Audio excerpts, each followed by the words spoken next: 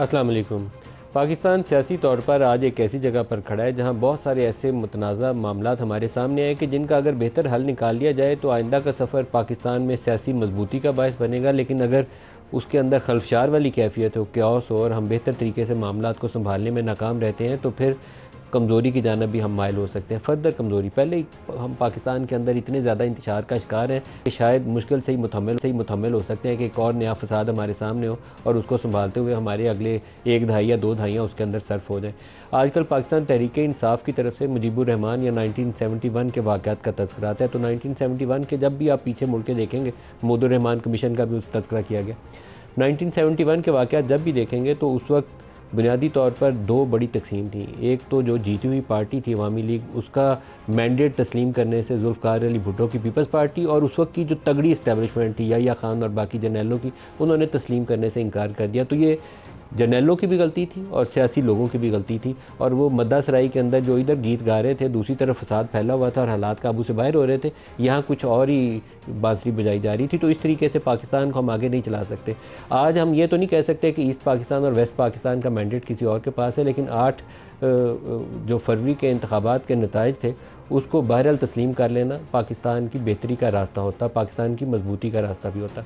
1971 में अवामी league east Pakistan से 160 कौमी असम्बली की नशिस्तें जीत गई थी। बाद में अवामी लीग को कालअदम करार दे दिया गया और वो नशिस्तें जो थीं वो तकसीम कर दी गई जमात इस्लामी के अंदर, कन्वेंशन लीग के अंदर, क़याम मुस्लिम लीग के अंदर और इसी तरीके से PDP के अंदर और इस तरह की और जमातों के अंदर। नतीजा के निज़ाम इस्लाम पार्टी थी, उसके अंदर निज़ाम इस्लाम पार्टी, जी बिल्कुल निज़ाम इस्लाम पार्टी थी, उसके अंदर भी तकसीम कर दिया गया। नतीजा क्या निकला? नतीजा ये निकला कि ईस्ट पाकिस्तान हमसे अलहदा हो गया। अभी हमने पाकिस्तान तहरीक इंसाफ की जो रिज़र्व सीट्स थी उनके साथ क्या किया? कुछ चीज़ों में सुप्रीम कोर्ट को, कुछ चीज़ों के अंदर पीपल्स पार्टी और PMLN को भी देखना चाहिए था। बेशुमार चीज़ों में इस्टेब्लिशमेंट की तरफ उंगली उठती है, तो वो उंगली उठाएं आप, लेकिन पहले सियासी लोग अपनी गलतियों का इतराफ़ करें। ये 71 में भी ये गलतियाँ की गई थी। जो मुख्तलिफ वाक़यात छपते हैं उसके अंदर हम पढ़े जाके तारीख़ के अंदर, तो एक ग्रुप था पूरा जो उस वक्त भी कोई याहिया खान की मद्दासराई कर रहा था, कोई किसी और की मद्दासराई कर रहा था। ये सोच नहीं था रहा कि दूसरी तरफ क्या सूरत हाल हो चुकी है और हालात कितने ख़राब हो चुके हैं। फिर महमूदुर रहमान कमीशन रिपोर्ट जो है उसके ऊपर अमल ना होना, ये एक बज़ाते ख़ुद एक अलमिया है, क्योंकि उसके बाद भी जितने वाक़यात हुए और जितनी कमीशन की रिपोर्ट आई, आप ये पूछें कि उसका बना क्या? वो जो कमीशन बनाए जाते हैं, एबटाबाद कमीशन बना, मेमो गेट बना, फलाना बना, उनका नतीजा कुछ निकला बाद में? नतीजा उसका नहीं निकल पाता। यही सबसे बड़ी खामी है। कुछ जगह के ऊपर कुछ लोगों की कमज़ोरी होगी, उस कमज़ोरी को आइडेंटिफाई करना, उसको दुरुस्त करना, उसकी इस्लाह करना ज़रूरी है। या उसके ऊपर मट्टी डाल के वही लोग जो एक जगह के ऊपर 1971 के अंदर जिनके ऊपर इल्ज़ाम था, जिनको मुल्ज़म ठहराया जा रहा था, बाद में वो ख़ुद भी और उनकी औलादें भी वो पाकिस्तान में जमहूरियत के बड़े अलमबरदार बने। लेकिन जमहूरियत के अलमबरदार आप कैसे बन सकते हैं जब आपकी वजह से पाकिस्तान दो हिस्सों में तकसीम हो जाएगा? तो कुछ लोगों की निशानदेही कर लेनी चाहिए थी। वो पूरे इंस्टीट्यूशन के ऊपर जो इल्ज़ाम जाता है ना, वो कभी नहीं जाना चाहिए। कुछ इंडिविजुअल्स की मिस्टेक थी, उनको सज़ा मिलनी चाहिए थी। बुनियादी असूल यही था। तो आज भी शायद हमारे सामने ऐसा इम्तहान है, जुडिशरी के लिए भी, सियासी लोगों के लिए भी और इस्टेब्लिशमेंट के लिए भी। इसके ऊपर कुछ बयानात भी सामने आए। राना सनाउल्लाह साहब का एक स्टेटमेंट है और राना सनाउल्लाह साहब ने बड़ी मानी खेज बात की। एक तो वो डायलॉग की बात करते हैं बार बार, जो उनका एक अच्छा तरीकाकार है। वो कहते हैं कि बातचीत होनी चाहिए और PTI वाले जो है वो अपनी एक जगह पे उनकी सुई फंसी हुई है, वो सुई को आगे हिला लें तो उनके लिए भी बेहतर है। वो कहते हैं कि पीपल्स पार्टी और नून लीग से बात ही नहीं होगी। भाई बात तो इन्हीं से करनी पड़ेगी ना, बात करें और सियासी लोग हैं आगे के लिए रास्ता निकालें। लेकिन अगला जुमला उन्होंने और भी ज़्यादा, राना साहब ने जो है ना जुबानी बोला, उन्होंने कहा कि दुआ करता हूँ कि मुजीबुर रहमान वाला अंजाम जो है वो इमरान खान का ना। सुनिए क्या कह रहे हैं। तो कोई इनकार जो है वो कर नहीं सकता, लेकिन बानी PTI जब से उनको रिकग्निशन मिली है वो इसी बात पे डटे हुए हैं कि ना मैं किसी से बात करूंगा, ना मैं किसी को छोड़ूंगा, ना किसी के साथ डायलॉग करूंगा। मैं उनके लिए दुआ गो हूं कि अल्लाह ताला उन्हें मुजीबुर रहमान साहब के अंजाम से जो है वो बचाए। वो जो कौम को कह रहे हैं या जो वो कौम के साथ करना चाहते हैं कि ये बंदा जो है इस मुल्क और कौम को किसी हादसे से दो चार कर देगा।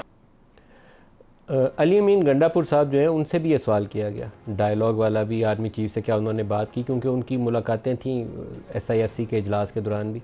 तो उनके जवाबात भी सुन लें, फिर प्रोग्राम आगे बढ़ाते हैं। से कोई दुआ सलाम हुई है सर? हाँ जी बिल्कुल हुई है, 2 बार हुई है। या किसी तरीके से भी इमरान खान की कोई बात हुई है सर? उसके लिए एक अलहदा बातचीत है जो शुरू है। मुझे वैसे ही मौका मिल रहा है बात करने का उस चीज़ का, तो मेरे ख्याल है मुझे ऐसी जगह पे बात करने की जरूरत नहीं है उनसे कि जो मौका भी ना हो और माहौल भी ना हो और और लोग भी हों वहाँ पर। तो अब मैं सूबे का जो वज़ीर आला इमरान खान ने मुझे बनाया है, तो मैं अपोजिशन के साथ बैठ के वो सूबे के जो मसाइल हैं जो हल कर रहे हैं उसके ऊपर एक बैठ के बातचीत जो कर रहा हूँ। इमरान खान साहब ने हमेशा कहा है कि आपका हमारी किसी इदारे से कोई जंग नहीं है, मुल्क के इदारे हमारी मजबूती के लिए हैं और जितने भी मजबूत होंगे पाकिस्तान का फायदा है। नहीं हमारे सिस्टम से जंग है, हमारी शख्सियत से किसी इक़दाम से इख्तलाफ हो सकता है। हमने जो आगे बढ़ना है और मसाइल के हल निकालने हैं वो मिल बैठ के होंगे। अली अमीन प्रैक्टिकल अप्रोच की बात कर रहे हैं और प्रैक्टिकल अप्रोच आम तौर पर इस वक्त पीटीआई वालों को, ख़ास तौर पर इमरान खान के अगर करीब रहना हो तो वहाँ पर ज़्यादा वारे नहीं खाती, क्योंकि फ़ौरन अगला इल्ज़ाम ये लगता है कि इस्टेब्लिशमेंट के करीब हो गए। तो अली अमीन ने एक रियलिस्टिक अप्रोच की बात की है। बीइंग ए चीफ मिनिस्टर उसको ऐसी ही बात करनी चाहिए, इससे हट के कुछ कहना नहीं चाहिए। जो आज प्रोग्राम में हमारे साथ शोर बुखारी साहब हैं और वलीद इकबाल साहब हैं, दोनों को खुशामदीद कहते हैं। अज़मा, पहले आपसे पूछ लूँ, 1971 क्या आज के वाक़यात में और 1971 में मुमासलत है या नहीं है? बहुत शुक्रिया मलिक साहब। देखिए, पहले तो बात यह है कि बहुत कन्वीनियंटली 1971 का जिक्र होता है, बहुत खुशी खुशी उस पर बात हो रही है। मुझे तकलीफ़ होती है अब 1971 की बात करते हुए, क्योंकि 1971 में क्या हुआ था, मेरा मुल्क 2 लख्त हो गया था। और ये जिस बात को एक इशू बनाकर जिसके ऊपर खेलने की पीटीआई कोशिश कर रही है, आपको याद होना चाहिए कि कल तक जो है वो मियां नवाज शरीफ साहब को शेख मुजीब कहते थे, इमरान खान साहब को, और आज उनकी पूरी पार्टी जो है वो शेख मुजीब साहब के गुन गा रही है। क्या 1971 एक दिन में हो गया था? मलिक साहब, आप मुझसे ज़्यादा हिस्ट्री के जो है वो जानने वाले हैं। एक दिन में 1971 नहीं हुआ था। और क्या वो सिर्फ इलेक्शन की बात थी जिसके ऊपर 1971 हुआ था? जवाब है नहीं। उसके बाद सवाल यह है कि क्या उसके अंदर इंडिया का और हिंदुस्तान का या उसकी रॉ का कोई रोल था? जिसका जवाब है हाँ। तो मुझे समझ में नहीं आ रही कि आज जो लोग पीटीआई के लोग इमरान खान को शेख मुजीब बना रहे हैं, उसके लिए इलेक्शन पूरी मीडिया पे, सोशल मीडिया पे कैंपेन हो रही है, बिल्कुल मुआवजे हो रहे हैं, फिर मैं उसको क्या कहूँ? ये क्या बनना चाहते हैं? ये करना क्या चाहते हैं? शेख मुजीब के होता था कि पाकिस्तान 2 लख्त हो गया था। शेख मुजीब के होते हुए ये हुआ कि अलहदगी की जो है तहरीक चली। क्या ये इस मुल्क के अंदर अलहदगी की तहरीक चला रहे हैं? क्या ये इस मुल्क के 2 टुकड़े करना चाहते हैं? सो मेरी समझ से बाहर है कि एक्चुअली ये चाहते क्या है। इस मुल्क में और कितना फसाद चाहिए, इस मुल्क में और कितनी तबाही चाहिए, इस मुल्क में और कितनी साजिशें चाहिए? ये बस क्यों नहीं कर देते? इस मुल्क पे, मुल्क के हाल पे, मुल्क के अवाम के ऊपर रहम क्यों नहीं खा लेते?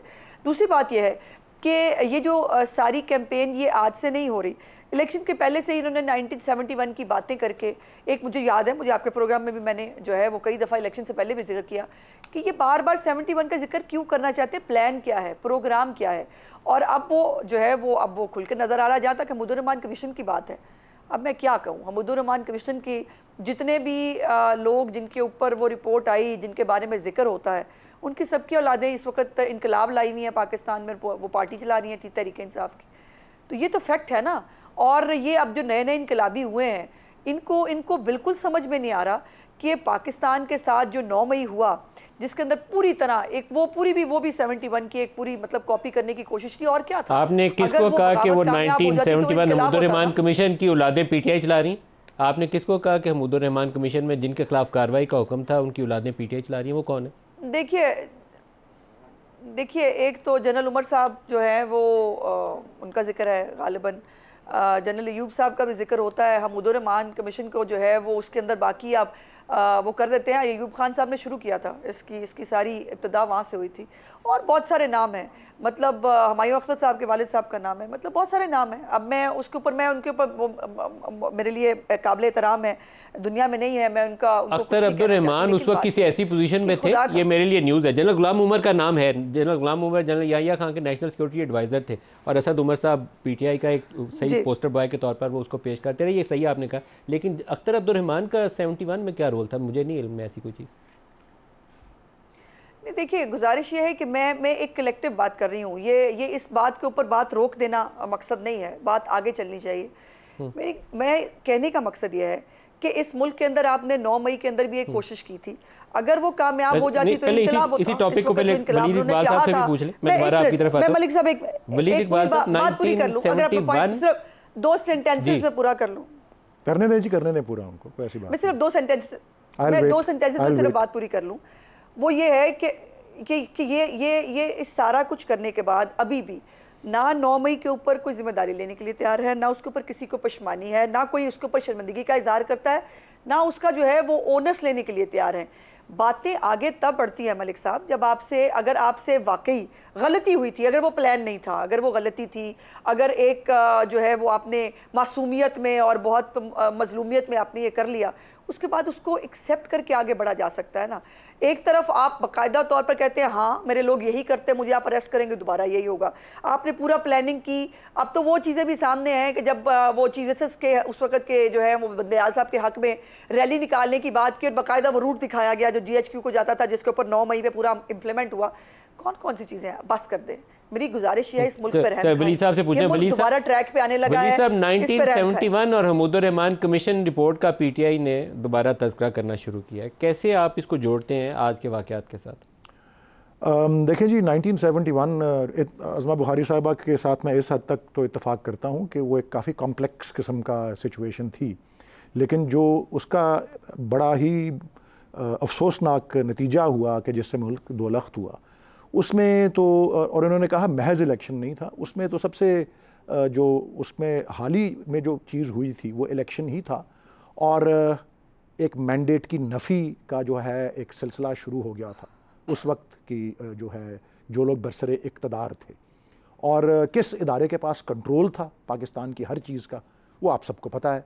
बदकिस्मती से अगर हम इस तरह से देखने बैठ जाएं तो हमारे किसी भी इदारे का जो माजी है वो सुनहरे हरूफ में नहीं लिखा जा सकता। हर एक से गलतियां हुई हैं, हर एक ने अपने अपने तरीके से कोई ना कोई जो है जो मैं समझता हूं कि सबसे अव्वलीन ताकत का सरचश्मा अवाम होते हैं। हम एक जमहूरी अमल के ज़रिए पाकिस्तान वजूद में आया, एक जमहूरी और आइनी तरीके और जद्दोजहद से हमें आज़ादी मिली और हमें एक अपना मुल्क मिला, और उसका आगे सिलसिला और उसका निज़ाम उन्हीं उसूलों पर अगर चलता तो नताइज कुछ और होते बदकिस्मती से। और अगर मुजीबुर रहमान साहब का जिक्र आता है, मुजीबुर रहमान जो थे उन्होंने अलहदगी की कोई तहरीक नहीं चलाई थी, ख़ुद मुख्तारी या ऑटोनमी मांग रहे थे वो, और उनके अगर 6 नुकात को पढ़ा जाए कभी तो उसमें छोटे मोटे रद्दबदल करके देख लें तो वो इन्हीं की पार्टी जो अज़मा बुखारी साहिबा हैं और PPP ने जो 2010 में 18वीं तरमीम मंजूर की, उसमें जो डिवोल्यूशन ऑफ पावर्स हुई वो उससे मिलता जुलता ही एक कुछ मांग रहे थे। ऐसी कोई बात नहीं है, वो मैंने भी तारीख को पढ़ा है। और यस, फिर उसके बाद अगर रियासती जबर जो है वो शुरू हुआ तो रियासती जबर की हद तक तो बहुत जो है सिमिलैरिटीज़ जो है वो पाई जाती हैं उस वक्त की और इस वक्त की। Hamidur Rahman commission, Hamidur Rahman commission report में भी अब जो है मेरे ख्याल में देखें,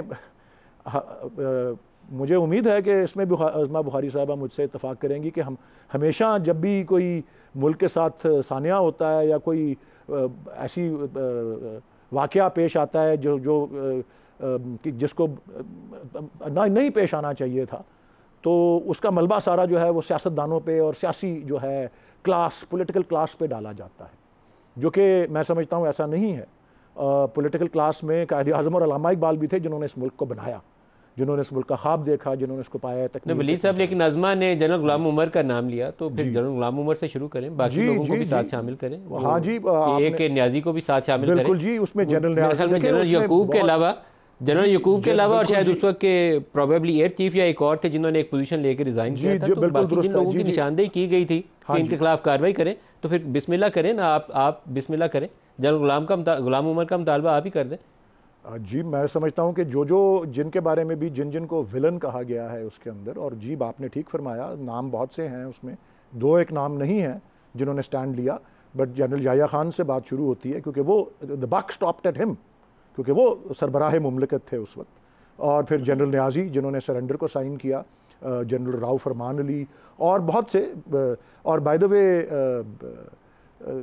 ये जब फॉल ऑफ ढाका हुआ तो जनरल अयूब खान को तो अपना इक़्तिदार से हटे हुए 4 साल तकरीबन जो थे वो गुजर चुके हुए थे, 4 नहीं मेरे ख्याल। लेकिन ये जो 71 वाली सर जी नहीं, लेकिन आप उसको जस्टिफाई ना करें कि जनरल अयूब जा चुके थे, जो कुछ हालात बने थे वो 10 सालों का तोहफा था। आप मैं इससे बिल्कुल इख्तलाफ नहीं करूंगा जी, मैं इससे एग्री करूंगा जी, बिल्कुल 10 सालों का तोहफा था। लेकिन फिर इसको किसी भी स्टेज पर उन 10 सालों के अंदर दुरुस्त किया जा सकता था। वो बतदरीज जो है वो पॉलिसी और सख्त होती गई और उसमें और ज़्यादा जो है वो इनफ्लेक्सिबिलिटी आती गई। और उसके बाद ये भी कह देना कि जी वो एक पॉलिटिकल डिफीट थी, एक मिलिट्री डिफीट नहीं थी, ये एक मजाक है, ये भी बातें पिछले 2-3 साल में हुई हैं। ऐसा नहीं था, अब जो भी हुआ सबके सामने था। तो मैं तो सिर्फ यही कहूँगा कि जी इस वक्त की सिमिलैरिटी और उस वक्त की सिमिलैरिटी यही है कि एक तरफ अच्छा, लेकिन एक अज़मा बीबी एक चीज़ आप सियासी लोग कर सकते हैं, कबूलियत और मकबूलियत का ही मुकाबला था ना उस वक्त का नाम लिया। तो आप अभी जनरल गुलाम उमर हों या राव फरमान अली हों या बाकी लोग हों, AK न्याजी हों, वो बाज़ लोगों को आइडेंटिफाई करना कि इनका ये रोल है ऑफिशियली रियासत पाकिस्तान को, वो ज़रूरी होगा। आप हिम्मत करें और मेरे ख्याल में आप दोनों जमातें, PTI वाले तो चाहते हैं ना कि इस पे काम हो, तो पीपल्स पार्टी और PMLN भी इस पे हाथ मिलाए और करे वो नेम एंड शेम वाला काम। ये लोग जिम्मेदार थे 1971 के, तो एक दफ़ा बिस्मिल्लाह तो करें। देखिए बात यह है कि ये शुरू किसने किया है, किसको 1971 का बहुत शौक़ आ रहा है। पहली तो बात यह है कि जो मैं बाकी बहुत सारी बातों से जो है इत्तफाक करती हूँ वलीद साहब की, लेकिन एक बात जो उन्होंने जस्टिफाई करने की कोशिश की ना कि वो ख़ुद मुख्तारी की तहरीक थी, वो अलहदगी की तहरीक नहीं थी, ऐसा नहीं है। जैसे मैंने कहा कि क्या उस पूरी तहरीक के पीछे इंडिया का या रॉ का रोल नहीं था? क्या वो बाकायदा तौर पर उस पौधे को परवान नहीं चढ़ाया गया जैसे पूरे एक प्लान के तहत, जिसके बाद ये सब कुछ हुआ? तो ये मुजीबुर रहमान को ये कहना कि जी वो खुद मुख्तारी की जो है वो तहरीक चला रहे थे, फिर आप खुद मुख्तारी चाहते हैं? आप क्या चाहते हैं इस मुल्क में? आप उसको जस्टिफाई अगर कर रहे हैं और आप शेख मुजीब बनना चाहते हैं, तो आप इस मुल्क में किस चीज़ की खुद मुख्तारी चाहते हैं? आपके पास एक सूबा है, आप उसके अंदर खुद मुख्तारी के साथ आपका दुश्मन फायदा ना उठाए ऐसे हालात से, ये हो नहीं सकता। आपका दुश्मन ऐसे हालात से फायदा ना उठाए, यही तो गुजारिश कर रही हूँ, पूरी कोशिश करेगा। ये तो हमारी समझ और हिकमत होनी चाहिए कि उसको परहेज करें, अपने मुल्क को कमजोर ना होने दें। यही तो मैं गुजारिश कर रही हूँ मलिक साहब। अभी ये भी कहा वलीद भाई ने कि जी गलतियां हुई हैं, सबसे बिल्कुल हुई हैं, सब गलतियों से सीख रहे हैं और सीख के आगे बढ़ रहे हैं। खुदा का वास्ता इस मुल्क को आगे बढ़ने दें। अब अगर सबसे ज़्यादा मुझे तकलीफ पता किस बात पे होती है, PTI के लिए सबसे ज़्यादा जश्न का मुकाम होता है जब हमारे मुल्क के अंदर कुछ बुरा हो जाए या हमारे मुल्क के अंदर जो है वो कोई ऐसा सानिया खुदा न खास्ता हो जाए, उसके ऊपर ये जश्न का मुकाम होता है इनके यहाँ। या अगर जो है ये खबरें आ जाएं कि जी पाकिस्तान के अंदर जो है महंगाई कम हो रही है, इनके यहाँ सोग का मुकाम हो जाता है। भाई आप किसके साथ हैं? आप इस मुल्क में सियासत करते हैं, आपको इस मुल्क ने बहुत इज्जत दी है, आपको इस मुल्क के लोग प्यार करते हैं, उन लोगों से भी प्यार करें। अब अगर पाकिस्तान दोबारा ट्रैक पे आ रहा है, ये फिर 1971 की तरफ जा रहे हैं, ओ भाई हमें आगे चलने दो, मुल्क में सरमायाकारी आने दो, मुल्क के अंदर महंगाई गुर्बत ख़त्म होने दो, मुल्क की माशी हालत को बेहतर होने दो। लेकिन ये IMF के लिए ख़त लिखवाते हैं, ये आर्टिकल्स लिखवाते हैं और ये हर एक को जो है वो इदारे का जो भी कोई सरबराह है उसके खिलाफ ही चढ़ दौड़ते हैं। वो काजी फाजिसा हो तब भी, वो अगर कोई और इदारे का सरबराह है, इससे ये खिदमत कर रहे हैं मुल्क की। यही तो सवाल मेरा है, यही तो मलिक साहब मेरा केस है कि इस मुल्क के साथ अब बस क्यों नहीं कर देते हम लोग? वलीद साहब, जो सियासी लोग हैं वो अगर बातचीत करें ना तो हिकमत और दनाई से रास्ता निकालेंगे। इसीलिए लीडर्स आपको कहा जाता है ना कि आप रास्ता निकाल लेंगे। अगर आप रास्ता नहीं निकालेंगे, सड़कों के ऊपर ही सारा दंगा फसाद होना है, तो फिर तो वो लीडरशिप ना हो, हिकमत नाम की कोई चीज़ ही ना हुई। तो आपने रहनुमाई करनी है, तो रहनुमाई के लिए फिर आपको उस जगह तक, उस मंजिल तक, उस पेडस्टल तक पहुंचना चाहिए जहां बैठ के आप कौम के फैसले कर सकें। जी बिल्कुल दुरुस्त है, मैं इसका जवाब ज़रूर दूंगा। मेरी बस ये एक ही अर्ज़ है, मैं फिर से आई थिंक ये अहम बात है कि ज़रूरी नहीं कि हर चीज़ में 1971 और आज में जो है वो मुमासलत हो या ओवरलैप हो या सिमिलैरिटी हो, लेकिन जो एक चीज़ कॉमन है उन दोनों, मैं अभी फिर दोहराना चाहूँगा, वो यही है कि उस वक्त भी मैंडेट की नफ़ी से ये सारी जो है ख़राबी शुरू हुई थी और आज भी एक मैंडेट की नफ़ी और उसको कुचलने और एक रियासत की पॉलिसी जो कुचलने की तरफ है। क्योंकि देखें ताली दो हाथों से बजती है। सिर्फ मैं देखें किसी 9 मई के किसी वायलेंस की मैंने कभी सपोर्ट नहीं की, ना हमारी पार्टी ने की है। मैं तो यही मुसलसल कहता रहा हूँ और हमारा मौक़िफ़ भी यही है कि इस पर एक आज़ादाना जुडिशल इंक्वायरी होनी चाहिए, वो एक अलग मौजू है। और अगर ये ठीक है, एक मुश्ताइल हुजूम जो है उसको किसी तरफ भी मिसगाइड किया जा सकता है। लोगों की इनफरादी एक्शन, पार्टी ने ये ज़रूर हिदायत की होगी कि आप मुजाहरा करें या कहीं जाएं, लेकिन वायलेंस की कभी पॉलिसी हमारी ना थी, ना अब है, ना उस दिन थी 9 मई को। अगर वायलेंस हुआ तो वो लोगों का इनफरादी फेल था। अब आप डायलॉग की बात कर रहे हैं जी, हम एक पॉलिटिकल पार्टी हैं, हमने किसी भी पॉइंट पे, किसी भी मरहले पे, किसी भी मौके पे डायलॉग से इनकार नहीं किया। अच्छा, अब डायलॉग सियासी जमातों से अगर करना है तो हम डायलॉग बिल्कुल, हमने देखा ना पूरी एक मुहिम बनाई हुई है ना तहरीक तहफ़्फ़ुज़ आईन पाकिस्तान, उसमें 5-6 पॉलिटिकल पार्टीज़ ही हैं ना, वो हमारे हम ख्याल हैं। लेकिन ये 3 पॉलिटिकल पार्टीज़ जो हैं, ये मैं 10वीं 12वीं दफ़ा कह रहा हूँ और हमारी तरफ से बहुत दफ़ा इस पे आ चुका है बयान कि PPP, PMLN और MQM ये बेनिफिशरीज़ हैं उस मैंडेट के जो खुली वारदात हुई 8 फरवरी को और उसके बाद के दिनों में। इनसे हम नहीं बात करेंगे, अपना मैंडेट अगर सरेंडर कर दें हम ज़रूर करेंगे, अदरवाइज़ फिर इनके पल्ले ही और क्या है। जो हम बात करेंगे जो मैटर करते हैं उनसे, ये फिर नॉन स्टार्टर होगा। जो आप शर्त आयद करें नॉन स्टार्टर होगा, क्योंकि वो हुकूमत है, हुकूमत से बैठना ही पड़ता है बातचीत के लिए। बहरहाल एक ब्रेक ले लेंगे, हमारे साथ रहिएगा।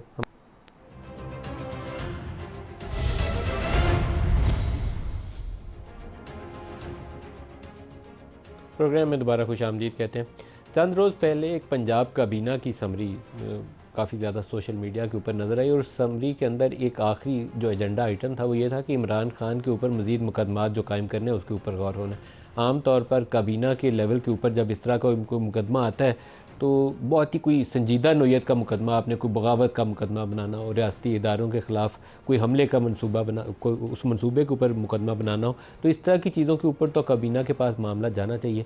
ऑर्डनरी केसेस नहीं जाते, जैसे उसके ऊपर 100-150 इमरान खान के ऊपर मुकदमात हैं तो वो FIR दर्ज होती जाती हैं, लेकिन काबीना जाकर उसकी मंजूरी नहीं देती।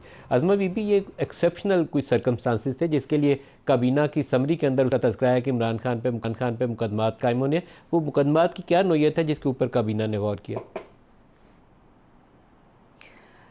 देखिए मलिक साहब, आपकी बात दुरुस्त है, कोई छोटे मामलात यकीनन काबीना के पास नहीं आते, लेकिन एक जो है वो सहाफ़ी हैं GTV के, उनकी तरफ से जो जेल की प्रोसीडिंग्स को भी कवर करते हैं, उनकी तरफ से ये रिटन जो है वो कंप्लेंट आई कि इमरान खान साहब हो या उनकी पार्टी के बाकी लोग हों, वो उनका 11 दफ़ा एक सेम पैटर्न जो है वो देखने में आया है, जिसके अंदर वो मुल्क के अंदर जो है वो फसाद की, इंतशार की, फिर यही मुजीबुर रहमान की, 1971 की, इनकलाब की, और जो है वो सड़कों पे आ जाएंगे, फिर पता नहीं क्या क्या हो जाएगा, फिर वो IMF को ख़त लिखना तो एक वैसे रूटीन मैटर है, या फिर डेली टेलीग्राफ के अंदर जो है वो खौफनाक किस्म का पाकिस्तान के इदारों के ख़िलाफ़ जो है वो कॉलम छापना हो, ये सब चीज़ें, और ये सब कुछ जेल से आ रहा है। वहाँ से वो जेल से फीड करके भेजते हैं और ज़ाहिर है फिर वो आगे चलता है और फिर वो पूरी पार्टी बाहर निकल के यही बात करती है, इमरान खान है तो पाकिस्तान है। ये भी खुदा न खास्ता हमने ये भी सुना है इन्हीं कानों से, हमने ये भी सुना है कि जी अगर पाकिस्तान जो है वो उसका वजूद जो है वो इमरान खान की वजह से है। सो कभी उसके जो है वो असासों के बारे में, कभी, अब कल 28 मई है मलिक साहब, कल पूरी कौम जो है वो सबको पता है 28 मई की पाकिस्तान की सिक्योरिटी मुकदमात क्या होंगे, इमरान खान के खिलाफ मुकदमात की नोयत क्या है जिस पे काबीना ने गौर किया? जी मैं आ रही हूँ। अब पूरी कौम जो है वो 28 मई जो है वो सेलिब्रेट करेगी, आप देखिएगा ये कल क्या करते हैं, जो ये हमेशा से करते आ रहे हैं। सो ये एप्लीकेशन जो है ये दी गई और ये एप्लीकेशन होम डिपार्टमेंट को फॉरवर्ड हुई, होम डिपार्टमेंट ने इसके ऊपर इंक्वायरी की और पैमरा हो या बाकी जो इदारे हैं उनसे बाकायदा तौर पर ट्रांसक्रिप्ट जो उनकी ख़बरें आई हैं, जो जेल से बाकी रिपोर्ट होती रही, वो तमाम चीज़ों का जायज़ा लिया गया और उसके बाद इस रिपोर्ट को जो है वो कैबिनेट के अंदर पेश किया गया और ये हमारा क्रिमिनल जो CRPC है उसकी शिक जो है 196 के तहत इस किस्म के मामलात को कैबिनेट जो है वो देखती है और उसके बाद कोई कार्रवाई जो है वो उसके ऊपर लिखी जाती है। तो अब हमारा कोई एजेंडा नहीं है, ना हमने कुछ सोचा है कि हमने इमरान खान के साथ जो है वो कुछ करना है, ना मैं AC उतारूंगा, ना मैं घसीट लूंगा, मैं जीने नहीं दूंगा, हमारा ऐसा कोई CRPC की कौन सी शिक है जिसपे काबीना ने गौर किया? मैं अभी भी नहीं समझ पाया। अज़मा बीबी, कौन सी CRPC की ऐसी शिक है जिस पे काबीना ने गौर किया?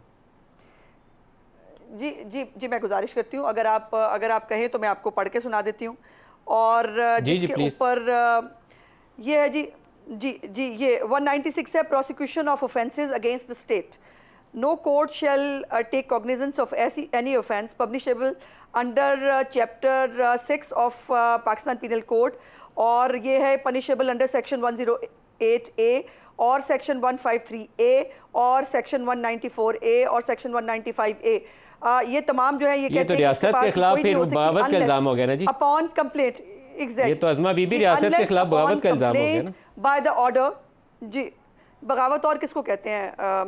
मैंने जैसे गुजारिश की कि हमारा कोई एजेंडा नहीं है, अब इसके ऊपर जो डिपार्टमेंट है वो यकीनन फैसला करेगा कि उसके कौन से सेक्शन लगाने हैं और उसको कैसे देखना है। लेकिन स्टेट के खिलाफ साजिश तो हो रही है। कभी कहा जाता है मुझे जहर दे के मार दिया जाएगा, कभी मुझे हार्पिक पिलाया गया है, मेरी बीवी को हार्पिक पिलाया गया है, कभी वो कहते हैं मुझे मारने के लिए बंदे छोड़ दिए गए हैं, कभी वो कुछ कहते हैं। एक तरफ वो जेल के अंदर अयाशी कर रहे हैं, मटन खा रहे हैं, चिकन खा रहे हैं, जिम कर रहे हैं, टीवी देख रहे हैं, अखबारें पढ़ रहे हैं, लेकिन दूसरी तरफ जो है वो इसका जवाब ले लें। साजिश क्या होती है? IMF को खत लिखना पाकिस्तान की खिदमत है। IMF कानूनी मामलात में तो एक्सपर्टीज महारत आपकी है, आज़मा बीबी भी जानती हैं कानून को, तो ये जो रियासत के खिलाफ बगावत जैसे इक़दाम थोड़ा सा आप ही रोशनी डाल सकते हैं। बस जी यही तो मुमासलत नज़र आती है 1971 की और अब की, कि जिस तरह उस वक्त मुजीबुर रहमान के साथ किया जा रहा था, वो मैं अज़मा बुखारी साहिबा से दरख्वास्त करूँगा कि वो उनकी 1966 की 6 नुकात जो हैं उनको पढ़ लें। उन्होंने एक वफाकी पार्लिमानी निज़ाम की बात की थी, उन्होंने सेंटर में कुछ महदूद सब्जेक्ट्स को रखने की बात की थी मरकज़ में, उन्होंने 2 फॉरेन एक्सचेंज अर्निंग्स दोनों विंग्स की जो है अलग करने की बात की थी, क्योंकि नाजायज़ वो समझते थे फ़ायदा उठाते हैं उनकी विंग की अर्निंग्स का, and so on and so fourth. उसकी वजह से पाकिस्तान के अंदर रहते हुए मोहतरमा फ़ातिमा जिन्ना अल्लाह उनको गरीक़ रहमत करे, उनके साथ वो पाकिस्तान के झंडे ले लेकर फिरते थे।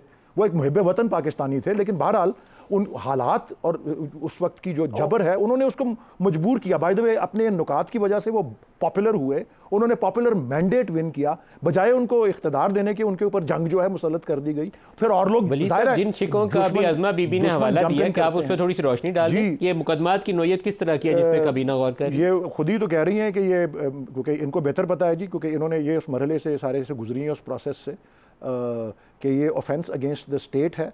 मैं ये ज़रूर अर्ज़ कर दूँ कि हमारा इसमें बड़ा वाज़े जो है मौक़िफ़ है कि ये सारी जो स्टेट की पॉलिसी है वो यही है कि पहले वो 200 जो मुकदमे उसमें से सारे के सारे यही हैं, अपना फॉल्स फ्रिवलस फेक केसेस जो हैं, ये जो साइफ़र वाला केस है, ये जो इद्दत वाला केस है, जो तोशाखाना वाला केस है, इसके जो है फ़ैसले सेट असाइड होने के ऊपर आए हुए हैं अपील के अंदर, बेल्स हो रही हैं उनकी एक के बाद दूसरे केसेस के अंदर। तो इनको नज़र आ रहा है कि बहुत ज़्यादा देर उनको वो कैद नहीं रख सकेंगे, तो अब ये नया शाखसाने जो हैं वो शुरू कर रहे हैं, और दैट्स ऑल।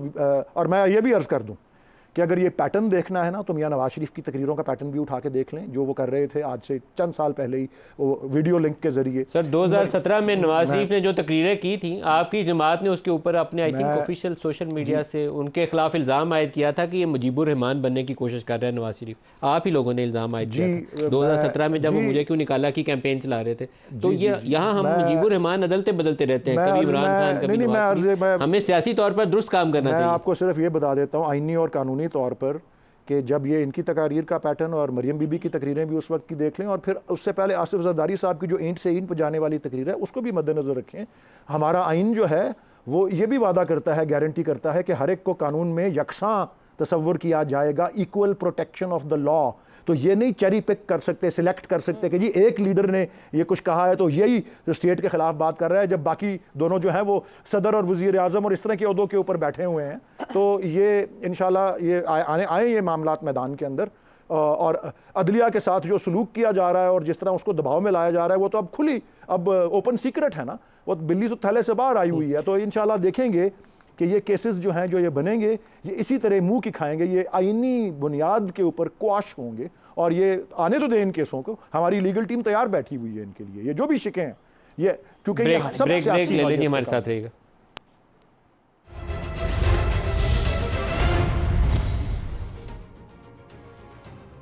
प्रोग्राम में दोबारा खुशामदीद कहते हैं। अभी से थोड़ी देर पहले 2 ऑर्डिनेंस जारी किए गए हैं। एक के तहत इलेक्शन जो ट्राइब्यूनल्स हैं उसके अंदर रिटायर्ड जज तैनात किए जा सकते हैं, और इलेक्शन ट्राइब्यूनल इस वक्त बहुत अहमियत के हामिल इसलिए हैं कि PTI वाले ढेर सारे केसेस उनके लेकर गए हुए हैं इलेक्शन ट्रिब्यूनल्स के पास, जहां उनकी उम्मीद ये है कि जहां वो फॉर्म 45 और 47 का डिस्प्यूट है इन ट्रिब्यूनल से फैसला आएगा। तो रिटायर्ड जजेस के लिए ऑर्डिनेंस ये एक नई कंट्रोवर्सी होगी। और दूसरा जो नैब की हिरासत है वो 14 दिन से बढ़ाकर 40 रोज़ करने के लिए एक ऑर्डिनेंस जारी किया गया।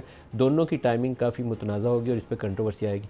1971 के ऊपर PTI आजकल बात कर रही है, तो 1971 में अवामी लीग का 160 नशिस्तें ख़त्म करके जमात को कालदम करार दे के वो नशिस्तें तकसीम कर दी गई थी Jamaat Islami, convention league, Qayyum league और दीगर जमातों के अंदर, ये वाली रविश हमें छोड़नी पड़ेगी। अभी भी जिसका हक है उसको जाना चाहिए। अज़मा बीबी, आपके पास आ रहा हूँ।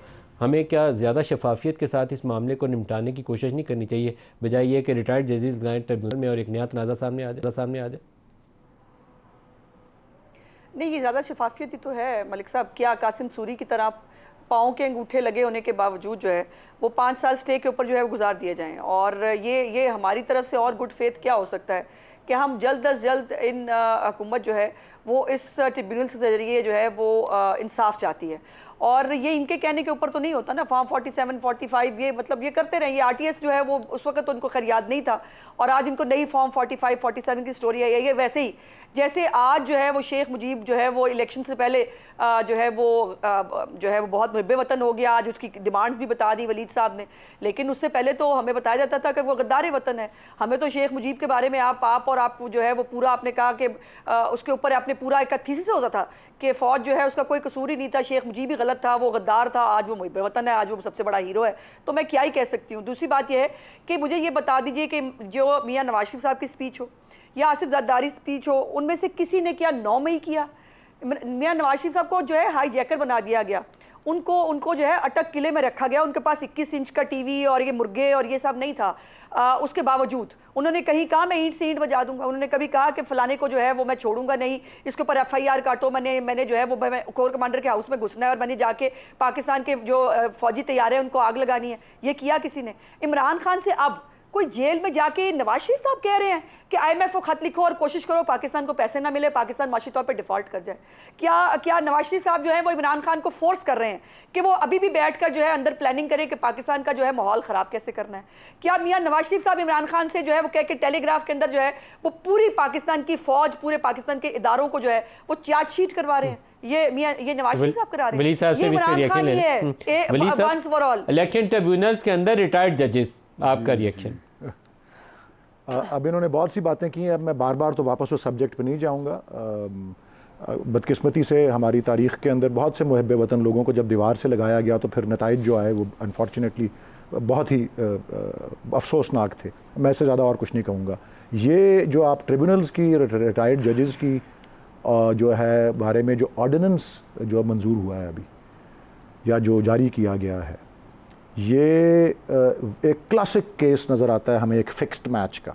अब आप देखें कि 5 अप्रैल को लाहौर हाई कोर्ट ने इलेक्शन कमीशन को 6 जजेस के नाम दिए थे इलेक्शन ट्रिब्यूनल्स लगाने के, और 1 महीने और 22 दिन के बाद हुकूमत क्या करती है? हुकूमत ऑर्डिनेंस जारी करती है। सेनेट का इजलास जुमे तक चल रहा था, उसको ख़त्म करके, प्रोरोग करके, ताकि पार्लियामेंट के दोनों ऐवान ना बैठे हों, इस ऑर्डिनेंस को जारी किया गया है। और इससे ज़्यादा बड़ी बदनीयती जो है और ये गठजोड़ आपस में जो हुकूमत का और इलेक्शन कमीशन का है, जो एक आइनी इदारा है जिसका फ़र्ज़ है कि मुल्क के अंदर जो है शफाफ और आज़ादाना और मुनसिफाना इलेक्शंस हों, जो करप्ट प्रैक्टिसेस से पाक हों, ये तो मसीहा खुद ही मौत का सामान पैदा करने का जो है वो हिस्सा बना हुआ है। इससे ज़्यादा मुतनाज़ा और क्या बना सकता है 8 फरवरी के इलेक्शन को? ये एक मैंने आपको बता दिए सारे फैक्ट्स एंड फिगर्स कि कब नाम तजवीज़ किए गए और क्या हर्ज था जब ये जजेस जो हैं ये जो अपॉइंट हो जाते और ये उनको स्टॉल करते रहे, ब्लॉक करते रहे, और अब ये ऑर्डिनेंस पास कर दिया है। इससे ज़्यादा बड़ी बदनीयती चैलेंज कर सकते हैं। बिल्कुल जी, इससे ज़्यादा बड़ी बदनीयती सुप्रीम कोर्ट में इसको चैलेंज कर सकते हैं। इससे ज़्यादा बड़ी बदनीयती हाई कोर्ट के अंदर ये मामला पेंडिंग है, लाहौर हाई कोर्ट में आप उसको चैलेंज कर सकते हैं। इससे बड़ी बदनीयती और फिक्स्ड मैच और बेईमानी जो है ये अब देखने में नहीं मिलती। और लेकिन पाकिस्तान ही है, हम जिस तरह कड़ाही में से आग में छलांग लगाते हैं ना, हम वही कर रहे हैं जी। अब बहुत किस्मत है हम लोग। अज़मा बीबी, ये एक तनाज़ा है जो मेरा ख्याल है मसाइल बढ़ाएगा, कम नहीं करेगा। आप क्या कहती हैं? कतन नहीं, क्यों बढ़ाएगा? मुझे ये बताइए, इलेक्शन ट्रिब्यूनल्स जो हैं, पहले जो हमारे हाजिर सदर जज हैं, एक तरफ ये कहा जाता है कि जी हमें इंसाफ नहीं मिलता, दूसरी तरफ जुम्मा ये 1 घंटे के अंदर इनकी पिटीशन दायर होती है, आधे घंटे में वो लग जाती है, अगले घंटे में रिलीफ मिल जाता है। क्या ये सारे पाकिस्तानियों को ये सहूलत मौजूद है? और क्या ये चाहते हैं कि जैसे इन्होंने लटकाया था आरटीएस के जरिए जब ये आए थे, पूरे सिस्टम को रिग करके, वो उनको मेरा ख्याल है शीशा नजर आता है अपने सामने, तो इसलिए इनको जो लगता है कि यार जो हमने किया था शायद हमारे साथ होने जा रहा है। हम तो चाह रहे हैं कि जो एक प्रेशर है अदलिया के ऊपर, जो इतनी ज़्यादा उनके पास मुकदमात की एक फहरिस्त है, उनके पास टाइम नहीं है इन ट्रिब्यूनल्स को देने का। हम चाहते हैं ट्रिब्यूनल्स जो है वो टाइम दें, टाइम देने के बाद जो है वो तमाम प्रोसेस को फॉलो करते हुए, और ये जो अभी फिर ये एक बड़ी अजीब बात की है वलीद साहब ने, यानी इनके मुताबिक सारे प्रोसेस को जो है वो बुलडोज कर देना चाहिए। यानी जो एक पहला प्रोसेस है कि आप इलेक्शन कमीशन में जाते हैं वो बुलडोज कर देते हैं और पहले जो है वो इलेक्शन ट्रिब्यूनल्स में चले जाते हैं। ये कहाँ होता है भाई, खुदा का वास्ता है। नाक जो है वो, ये आपकी कानून जो है ये आपकी नाक की मोम नहीं है। जैसे आप पहले पिछले 5 साल उसको मोड़ मोड़ के चलाते रहे वैसे चलती रहे। कानून को अपना ड्यू कोर्स लेना होता है। डरते क्यों हैं? इनके पास है ना सारे प्रूफ। प्रोग्राम का वक्त खत्म हो रहा है, ये जाके ट्रिब्यूनल में साबित कर देंगे, जज कोई भी हो। आज़मा बुखारी साहिबा, वलीद, दोनों का बहुत शुक्रिया। आज के लिए इतना ही इजाज़त दीजिए। अल्लाह हाफ़िज़।